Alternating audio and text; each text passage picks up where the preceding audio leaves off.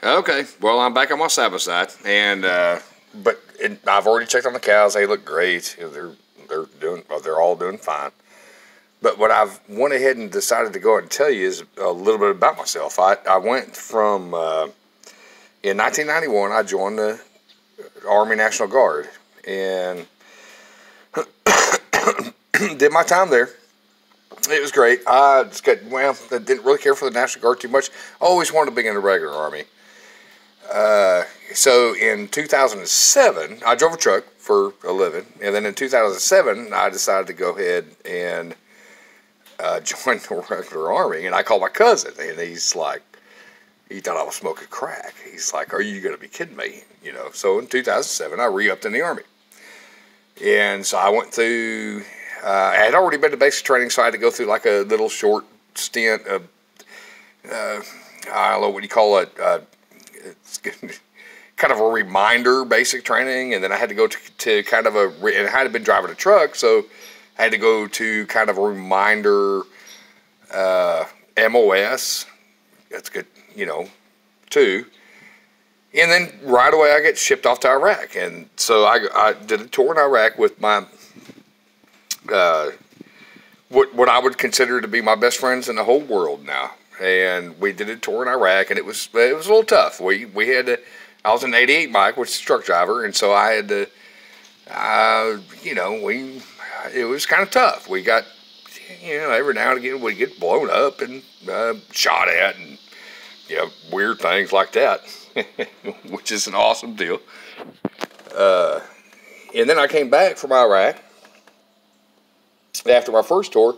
It got sent right back, and so I got sent right back to. When I first came back, it was I became the colonel's driver, which entails a lot more than just the colonel's driver. But that's what I became, and so my second tour to Iraq, I was the colonel's driver in Iraq, and that was actually probably the easiest tour out of the two that I had been on. And so I got bored, and so I started a PT program. So I started just doing PT left and right. That's all I did. Anyhow, then got sent back from that tour,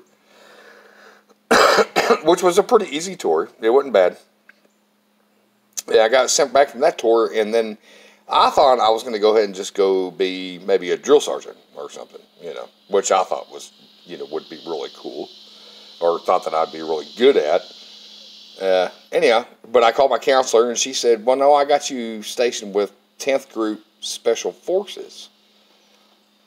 And I'm like, "Whoa, Special Forces? Wait a second now. That's what I need to do, Special Forces." Of course, I was still a truck driver. I wasn't Special Forces, so I was support for Special Forces. Well, that lasted about a week, and then I went and got a DUI. And my DUI, they decided to kick me out of the Special Forces, and they sent me back to a 30-second. They sent me back 30-second transportation company, which was, I kind of figured that was going to happen. So now I'm in 30-second transportation company, and it took about a year, and I was doing good in 30-second transportation company. We were about to be redeployed, and they called me up to the office, and it's about the same time that Obama was trying to get reelected into office, or reelected as president, and so he was downsizing the Army horribly. And so they called me up the first sergeant called me up to the office, and he says, "Man, so have you been punished for this DUI?" And I said, "Well, yeah, I got kicked out of the Special Force, and I got sent back to this regular transportation company." And he's like, "Do you think that's punishment?" And couldn't really argue with him, I guess, at the time. And he said, "Well, we're going to go ahead and punish you for that." And so I got kicked out of the Army for having a DUI, which I guess that's just kind of the way it goes, You try to do good things and try to do good service, and love your country and work your ass off for what you've earned up to that point. But hell, you get DUI. I mean, what the hell are you going to do? It's sayonara.